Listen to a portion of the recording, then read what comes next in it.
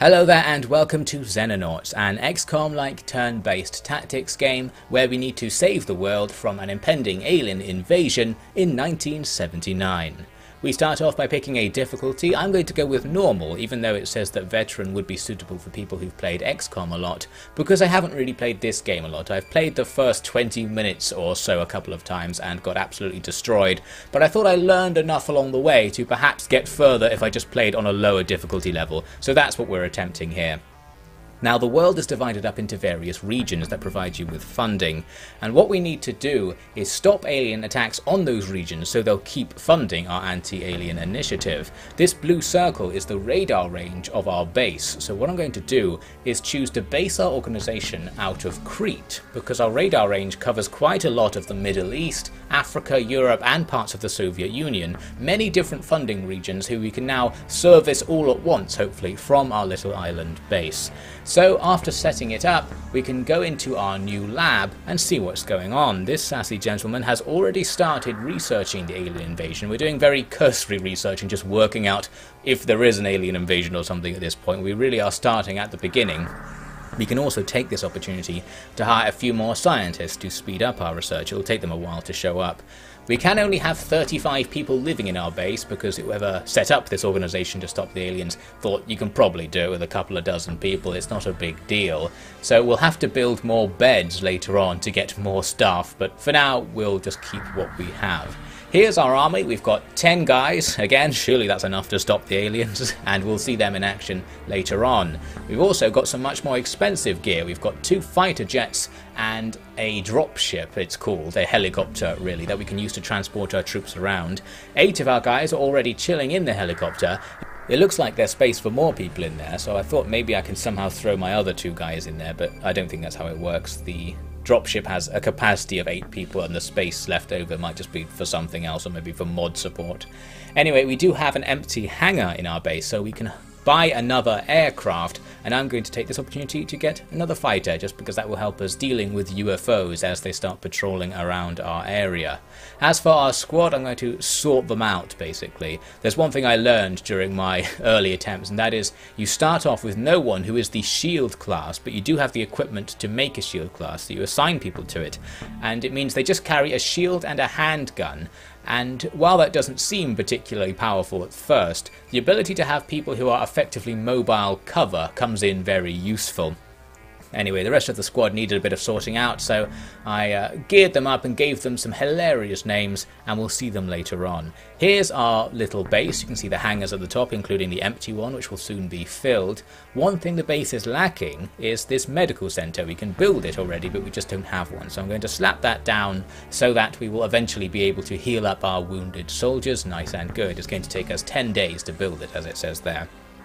With all that done, we just have to wait for the aliens to do something so we can react to it. So we sit here waiting for time to pass. At the bottom we see various alien related events being reported all over the world. So if my radar range extended into those regions, I think I would be able to see UFOs and go after them.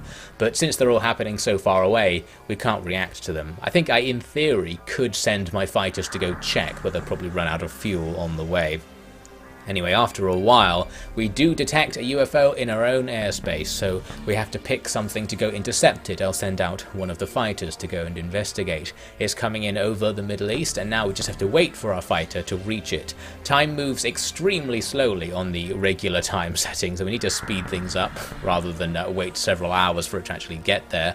Eventually, there we go. The plane catches up. It's a small scouting UFO. There is a aerial combat minigame thing you can do, but in this case I'll just auto-resolve it. We'll see a bit of that later on, and certainly later on in the campaign. Our plane easily destroyed the enemy UFO and it crash-landed. So our plane starts returning to base, and now we need to do something about this crash. This is where most of the missions from the game come in, I believe. You go and investigate crashed ships that your aircraft have downed to discover aliens, get technology, and learn more about what the aliens are up to.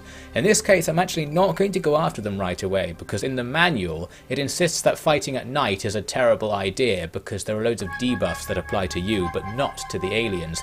So we just wait for a bit so it's closer to dawn, and then we'll send out the helicopter to go investigate with our actual strike team, meaning that by the time it arrives, it will be daylight and we won't have that problem.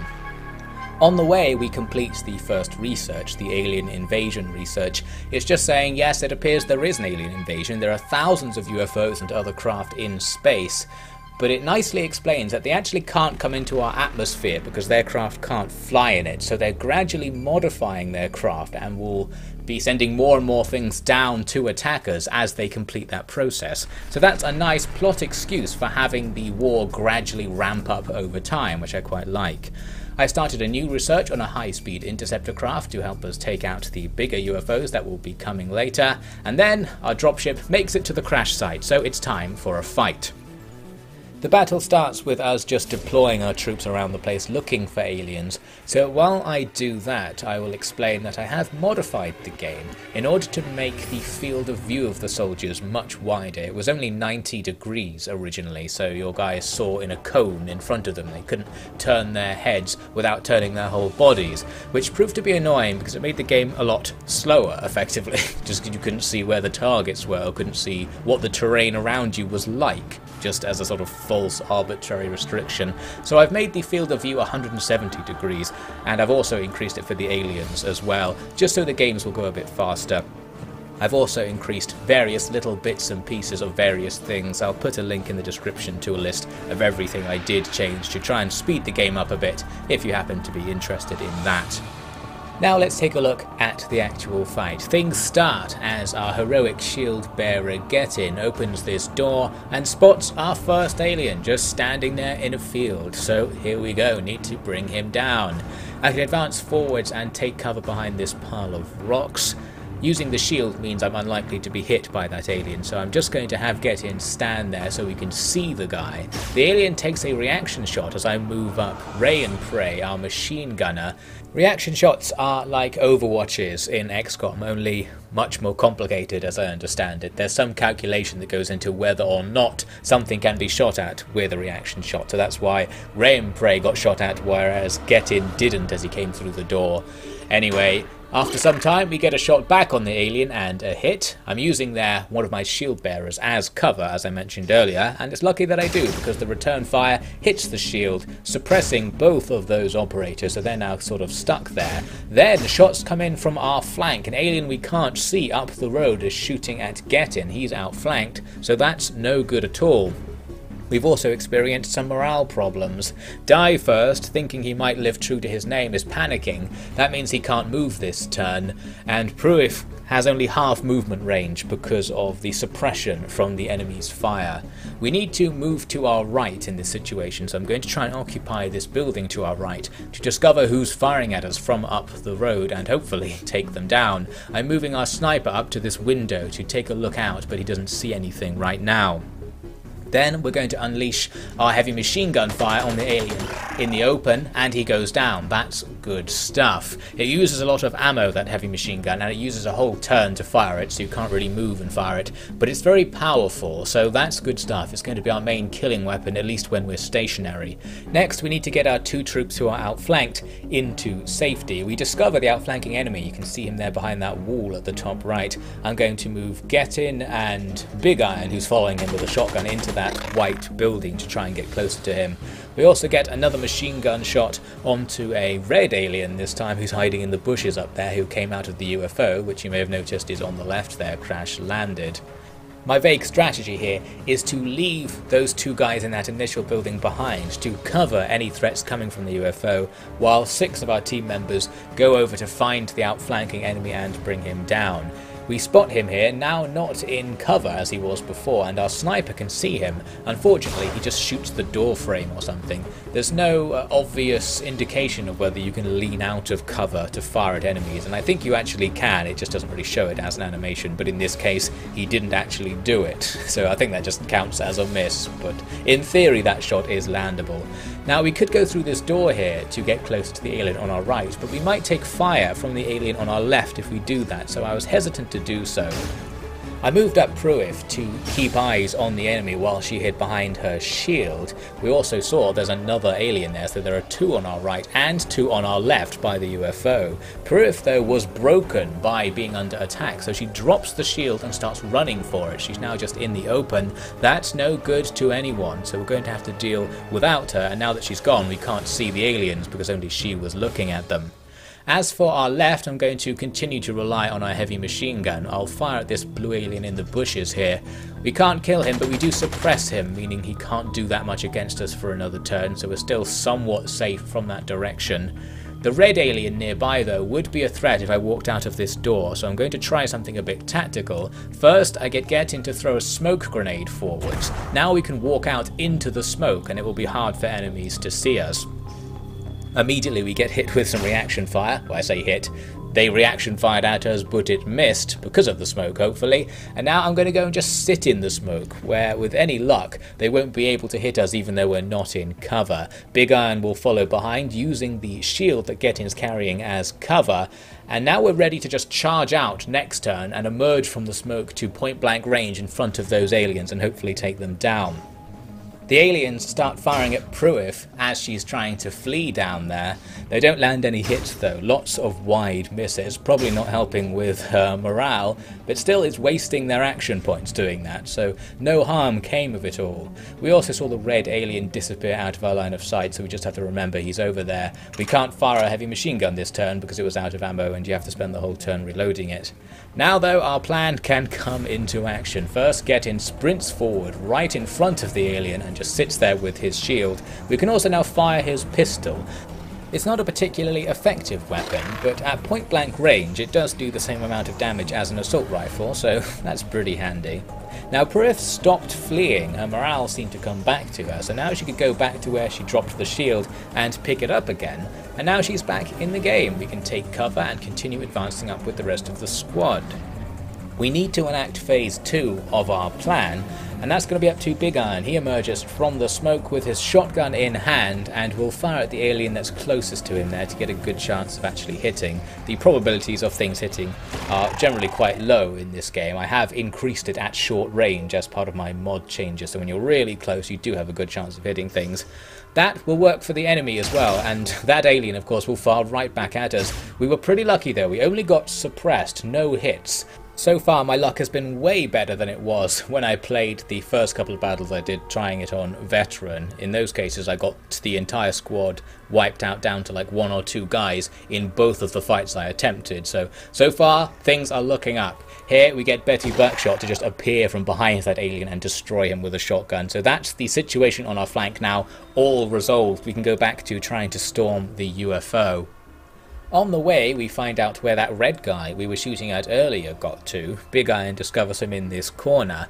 Now I can carefully check to see how many movement points I can expend walking towards him and still have enough left to fire. I'm saying movement points, by the way, time units they're called in the game, but equivalent to like action points in most games. We get a shot in and we get the kill thanks to damage done to the red guy earlier on, I believe. We'll continue moving on. There's still another blue guy in the bushes from earlier and we can get some more heavy machine gun fire onto him to suppress him. Get a couple of hits but not enough to bring this guy down. These aliens are pretty tough. But this time I'm going to try a grenade to finish him off instead. I move up with Pruif and throw a grenade into the bush he's hiding behind. Unlike with smoke grenades, they don't go off right away, they go off in the next turn. So now we just have to wait and hope the alien can't immediately run away. Once the next turn finally starts, you'll see it just goes off and the alien is killed, so that went all fine. But there was another red guy hiding behind a rock there. He falls back into the UFO, so it looks like he's going to make a last stand in the door, and we're going to have to go in really close to finish this assault off. As I'm moving up, every turn he opens the door and starts firing out at us. Pretty annoying, but in this case he's shooting into a shield and doesn't do any damage to the bearer. That's good. The shield can be destroyed, by the way, once it gets shot a few times, so you can't just keep absorbing shots like this.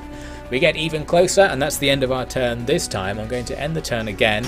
He opens the door, shoots into a shield some more, which is all good stuff. We do get some suppression, but it's not going to be good enough since we outnumber this guy so much. Some reaction suppression fire goes in, not particularly effective, but now we're so close to this guy, we can just take him out. We can open the door from the outside, these things don't lock, unluckily for the aliens, and now I was looking around to see who shall fire at him, and indeed it's going to be Betty Buckshot who fired at him just now, because that's a pretty good shot, and we take it, get it, and that's the end of the mission. Perfect mission then overall, nothing went wrong, all the shots that came at us either missed or hit shields, so nobody was injured. The green stats on the right there are everything that's been improved during the mission. You don't rank up like in XCOM, well you can rank up, you can get a promotion like this guy did, but I'm not sure it does anything. Your stats just improve as you use the things relevant to them, like running around gives you more TUs, more action points, things like that. We also captured some alien gear. We're going to be selling that for money, it just sells it automatically, but the first time you do it you can also study it, presumably to allow us to then use alien weapons later on. I'm going to start doing some studies right now, because even though I'm researching that interceptor, unlike in XCOM you can research multiple things at once, you just divide your science team between the projects.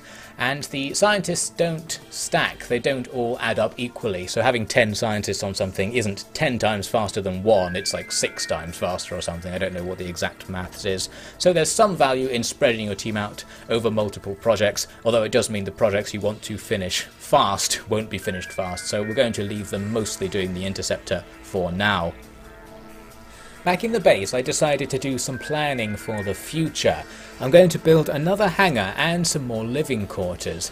The plan here is to get enough troops and aircraft to have 2 bases. You can build another base at any time, and we'll want to do that to extend our coverage and protect more of the Earth, but we'll need enough troops and aircraft to use the base, so we might as well wait until we have that ready before we actually go build it somewhere.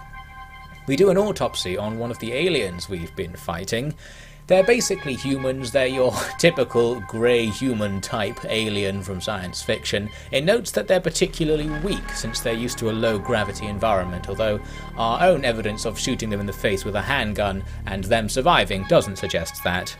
We also learn that their UFOs are quite weak, because whatever they're made of, while exotic and alien-y, is quite thin, so you can still take them down with missiles and Gatling gun fire, so that's good for us. Perhaps their later UFOs won't have the same weakness.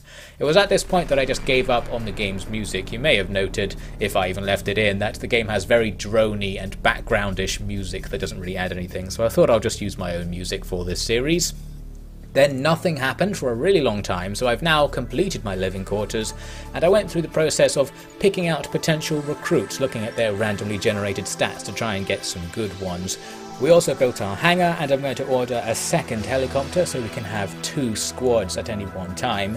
So obviously once we have enough people to have a second squad and a second helicopter, we'll be able to have a second base that will operate similar to this one somewhere in the world. We'll need a couple more fighters later on as well, but we'll have to build the hangars in the other base since we're running out of space in our own one. Now, as you can see, another UFO appeared after some time, and I decided this time to try out the actual aerial combat minigame to see how this went. It's real-time rather than turn-based, but it's all in 2 dimensions, so it's pretty simple.